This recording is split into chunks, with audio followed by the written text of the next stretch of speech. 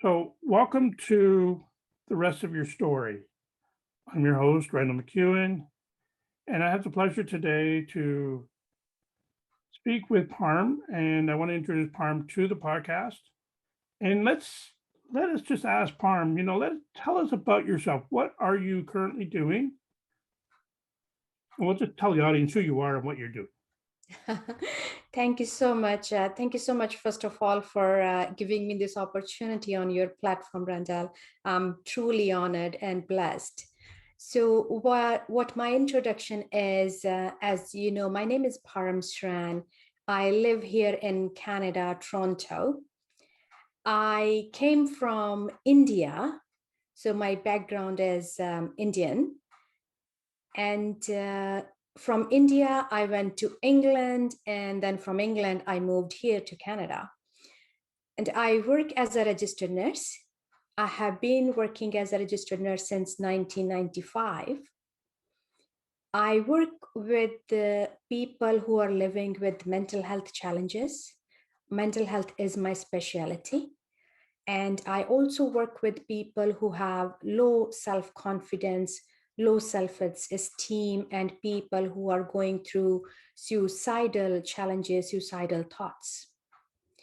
And I am a registered nurse by profession, and I'm also an inspirational speaker and well being coach by passion.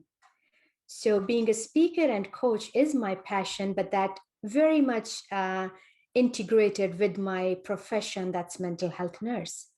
So, I also help with the one-on-one coaching for people who are going through some life challenges, who feel stuck in life, or who are going through some challenges, especially during this period of pandemic.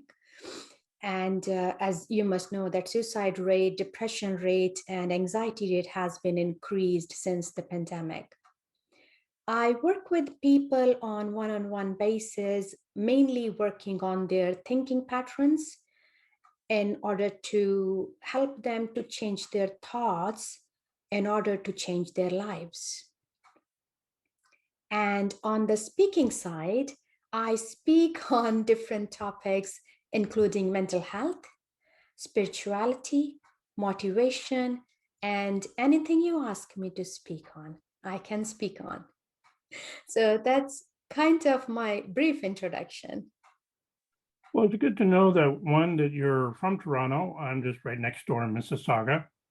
Nice. And the fact that you work with people with mental health issues. And one thing I have to say is we need more professionals in that specific area. I know. So you said to me you came from India to England. Now, whereabouts did you live in England? England, I was living in the Hampshire. It was in Portsmouth.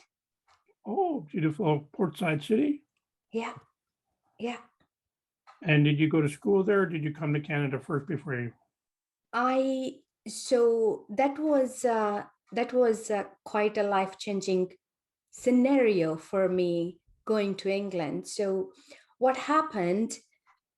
I was working as a registered nurse in India. I was working as nurse educator there. I was teaching in a college of nursing. And then there was an ad, one of the recruitment agency from England, they went to Delhi to recruit nurses for a hospital in England. So I applied there because I had this dream to come to the foreign land. And I had that dream from when I think I graduated as a nurse, because that was kind of a very much trendy thing to do, to go to a foreign country. And I think that was a kind of a peer pressure or force from the cultural force or from the community, that oh, it's kind was a big deal to go to a foreign land. So that's what was in my mind, that I needed to go, I wanted to go. Then I got married in India and I had kids. Then my urge to go to the foreign land became more stronger because I Mhm. wanted to do it for my kids. I wanted to move for their better future. So that's why I applied to that recruitment agency. And there were around 12,000 applications, and they only needed 60 nurses. Out of 60, they only chose 16 nurses, 1-6, and I was one of them. Yes, thanks. And but that was kind of a twisted story how I came.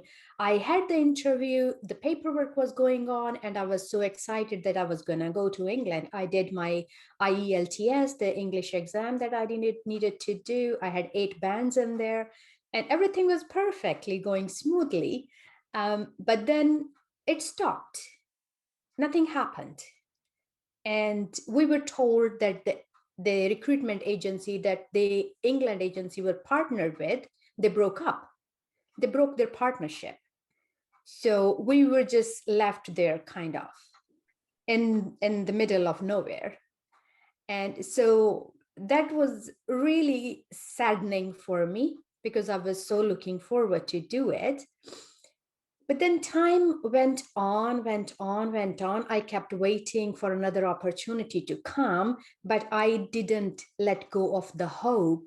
I didn't let go of my dream to go to the foreign land. And I was so desperate. I needed to find that kind of an opportunity to go. So one day, what happened? I was sitting outside my institute where I was teaching. I was waiting for the bus to go home. I call it from bus to airport. The reason that when I was sitting there, I don't know, it was an impulse from the higher self, or it was kind of a nudge from the spiritual power. I had an urge to call that agency again after a year. Luckily, I had their number. I called them, and the girl picked up the phone. She said, "Oh, we broke up with the England recruiting agency." I said, "Yeah." I said, "But I was the chosen one and I didn't hear back." She said, "Oh, your paperwork was all sent to England." And I said, "Good. And how can I get back to the England people?" So she gave me the number for the England agency. And I was like, wow. Then in my head, I was thinking, why didn't I do it earlier? Why did I waited for that long? But sometimes things happen in divine's time, right? So I went home, I called the England agency, the person who was in charge, he spoke, he started my paperwork, and within 2-3 months, I was in England. So that thing changed my life completely. And the lesson that I learned from that was, number one, never give up hope. Number two, never give up on your dreams. And number three, stay persistent. You never know when it's going to happen. Just and trust the process. Everything happens in the planned time, and trust the process. And the reason, as I said, it was very much trendy to go to foreign lands, especially in Punjabi culture. So what was more trendier than that was getting married to a guy or a girl from abroad and then go after marriage on the marriage basis. That was kind of a easiest, smooth process to land into a foreign country. But because I was already married in India, and most of the people, when I say people, like neighbors or relatives, they were like, "Oh, you can't go now because you already got married in here." And my brother, sister, they both got married to a foreign country, foreign boy and a girl, and they were settled here in Canada. And so I was like constantly reminded that you can't go. And now, as my mentor, Mr. Les Brown, says, other people's opinion of you is none of your spiritual business. So I heard them, but I didn't let that sink in. I did it. I did it on my own. I didn't need a boy or a girl to take me to foreign land. I did it on my own intellectual basis, and I did it twice. I went to England and then I came to Canada. You know, they say if someone tells you you can't do it twice and then take loads of photos. That's what I did. Well, I'm glad to see you were persistent. I know a lot of people get discouraged if even when they're, first a job process, just trying to find a job, if they don't hear back, they just assume that they're not interested. Yes. But one thing we have to remember is we have to sell ourselves. We are a product, we are a commodity, and Hmm. we have to sell ourselves. So that's, and the idea that, as you said, other people's opinions, a lot of times when we're growing up, even young people, before we even get into like high school or middle school, whatever they call it, we have ambitions. We look at what do we really want to be in the future. And for the longest time, I wanted to be a kid. I wanted to grow up and be a kid. I just didn't. And but then it came to a point where there were things I wanted in life to Hmm. buy, purchase, and we didn't have the money for it. So the only way to do that was it's okay, one day I'm going to grow up and I'm going to get my own job and have my own money. But nobody told me about all the other stuff that comes with that.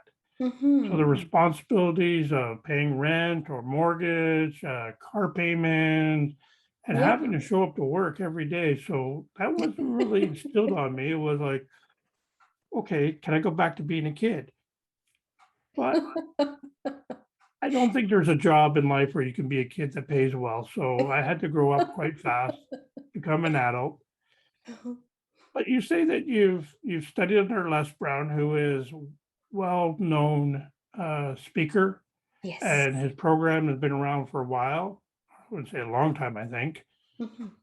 What do you think is one of the key things you learned from taking being under guidance of Les Brown?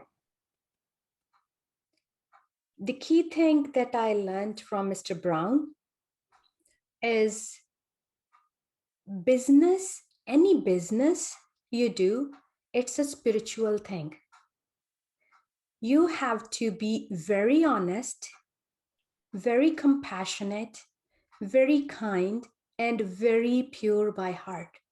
Then everything comes to you. That's one thing I learned from Mr. Brown. He is such a soft-hearted, kind, generous person with a really, really good sense of humor. And that's what I love about him. And that's what I'm trying to incorporate into my speaking too. I think those are good qualities to have. I think we need more people that have a sense of humor because Yes. life itself is a little too serious, and all we have to do is just turn on the 6 o'clock or 11 o'clock news, and we can see all the seriousness in the world, and we need a little bit more. I would say rainbows and butterflies is what I like to Yes. call it. So we can have humor in our conversations. We can sort of even take a moment to laugh at ourselves sometimes. It's good Yes. for the soul, and it helps us be able to navigate this crazy world that we live in. Yes. Now, I you don't, go ahead. sorry, I was going to say, I don't watch news at all. I have stopped watching TV, I would say 3, 4 years ago. And because there is so much negativity on the social media and TV, like I need to protect my mental health in order to help others protect theirs. If I am sane, then only I can help others, right? I need to help myself first. And as Mr. Brown says, life, we all know life isn't a straight road. It can knock you down, but if life knocks you down, try fall on your back because if you can look up, you can get up. That's a So good. we all need to know how to make lemonade out of lemons that life gives us. Now, you did say how many children do you have? I have two, A a boy and a boy and girl? a girl. Yeah, it's a good guess on my part, boy and a girl. So you had them when you had the first child in India, or did you have them both in India? I had both of them in India and they were so little when I had to leave them for UK. They were 4 and 5. And that was the painful part of leaving India leaving my kids behind with their dad and family. But we are They were 4 and 5, as I was saying, and that was difficult part. But then they have always been my why I wanted to do something that I wanted to do. And so I I was able to bring them back to UK after a year because I was there on work permit. So once I got my work permit got sorted, then I was able to bring them back. And then most of their education, starting from grade 2nd and grade 3rd, is from England. Yes. And they made the transition over to Canada with you. Sorry? They made the transition over to Canada with you.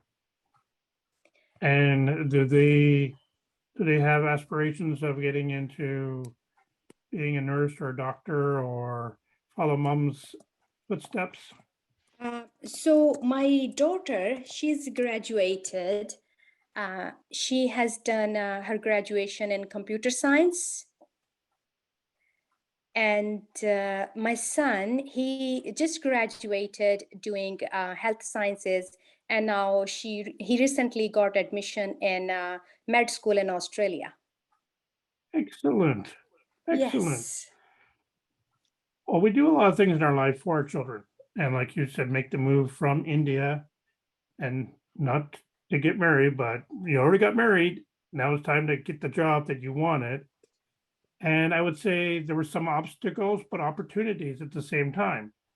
The opportunity was they were recruiting. The obstacle was the disconnect between the one agency and the other agency. But then through persistence on your part, you were able to reach out to the old agency and say, what's going on? And they said, here's the number to the place in England. And if you didn't make that phone call, do you think you know where you would be? They were definitely opportunities, yes. But also an obstacle in a way. But because of your persistence, you were able to persevere and get that job that you wanted. What made you decide to leave England and come to Canada? That was because of the family. As I said, my sister was already here and my brother was already here. And so parents said it's better if all of you are at the same place, although we are not at the same place. I mean, my sister and I live in the same city, but my brother lives in Vancouver. That's a little far. Yeah. Just a little. So family brought you here to Canada. And did it take you long to find an opportunity when you came to Canada, job-wise? Job-wise, I obviously, because I had to upgrade my license, I had to take the test to get my nursing license. And the whole process, I would say, took almost a year. But that year was kind of, I would say, difficult year on my mind, on my mental health. Yep.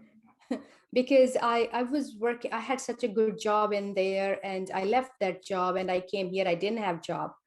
So when I got my license here as a nurse, I was applying for the jobs, and every job interview I was going to, although I had years of experience from India and England, I was told I don't have any Canadian experience, so they can't hire me. I'm like, okay, if you won't give me a job, how am I gonna get the Canadian experience? I need a job to get the experience. So that was kind of a vicious circle I was going through. But I was lucky enough to get the job I wanted soon, I would say, not sooner. Yes. I thank your perseverance because, if you didn't persevere, you might still be living in India, working in India. Nothing wrong Yes. with that, but you had aspirations of going to a foreign country. And And now you've been to I two. had a lot of haters to prove wrong. That's true. You can tell those naysayers, hey, look at me now. I spread my wings. I flew to England, and then I flew to Canada, and I'm still standing strong. Yes, I am. I am. And hopefully we instill that in our children, saying that when people tell you you can't do something, you just try harder and do it, and then say, I did it. Yes. Yes.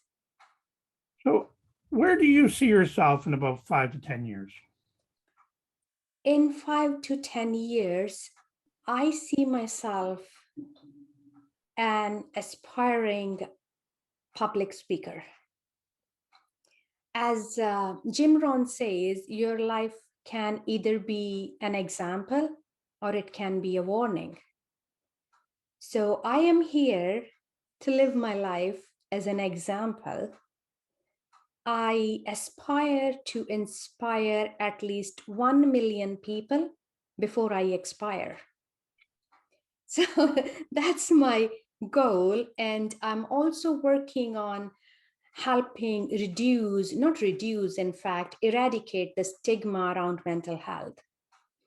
I am sharing my personal story with people. I'm trying to encourage them to speak up. I share my story of going through depression and beating it without medication, although I'm a nurse. I didn't take medication. Now, I'm not against medication. I give medication every day, but there are some changes that you can make to your lifestyle that can bring you out of the depression, anxiety, or any of mental health challenges. So I share that story with people, hoping that it will encourage them to speak up. And I tell them, like, having a mental health challenge, having a mental health concern is not a crime. You don't have to hide it. Share it. Ask for help. Talk about it. The more we make it kind of normal as a talk, the more quickly people are going to come out of it. Why people don't get cured is because they don't talk about it. They try to hide it as long as they can. And when the symptoms come out, they come out in such an ugly shape. And then obviously then they are hooked up onto the medication and treatment for years and years, for life. That's what I try to encourage people, like, bring it out. Whenever you feel something doesn't feel right inside, bring it out. Talk to someone who you have faith on, who you know will listen, and talk to your doctor. If you are scared to talk to your doctor, most of us don't talk to doctors, especially in our culture. In South Asian culture, people don't like talking about mental health at all, not with the doctor, not with the family, not with the friends, because they portray being perfect from the outside. Nothing's wrong with me, although inside I might be dying. As you say, if you can inspire someone, you've already inspired me. You inspired me in your story. I have a question for you. Do you see a book coming out about your journey? I have. It's funny you asked. I have a book coming up. It's ready to be published. I'm only waiting to get a foreword for it. So once I receive the foreword, it's gonna be published. It's called Own Your Life, Create as You Go. Excellent. We will look forward to that. And Thank you I, so I much. knew there must have been a book in there because your story is inspirational. The fact that the naysayers were there saying you can't do it, but you did it. And you're Yes. standing here today to tell us about it. Yes. Before we wrap up today, is there anything else you would like our listeners to know? I would like to share that I have a YouTube channel too, and under my name, Parm Sran, coach and speaker Parm Sran. And I regularly post there about mental health and motivational videos, or any life scenarios that I come across, and what I learn, I share with others, so that they can learn from that too. Because I heard that if you have something in you and you don't share it, you are selfish, right? And this life is God's gift to us, but what we do with this life is our gift to God. So that's what I'm trying to do. I'm trying to help as many people as I can through my YouTube channel, and I hope my book will be able to help many. And I would just like tell everyone, as we were talking about having a day for yourself, I tell my colleagues, once the clock hits, your time is up, just turn your work phone off. That's what I do. 4 o'clock, my work phone is off. I know people don't stop getting sick after 4 o'clock, but I have to look after myself and my family too, right? And that is very important. We need you to have your health to help people get better Yes. health. Yes. Well, I do thank you for coming on this. I will include your social media links to the, we call it the show notes. So it will be there so that when people actually hear this podcast, they'll be able to look for you on your social media feeds and watch those YouTube. And hopefully they will inspire them, as this conversation today has inspired me. I appreciate you reaching out to me and coming onto the show. It's been great having you on. We had a few technical difficulties, We but I did. think we worked through it. I think we worked through it pretty good. We did not panic. No. We No. found a way to communicate, even if we couldn't hear each other. Yes. But we got through this, and I thought it was a wonderful podcast today, and I appreciate you coming on the show. Thank you so much, Randall. It was a blessing. Thank you so much. It was lovely talking to you.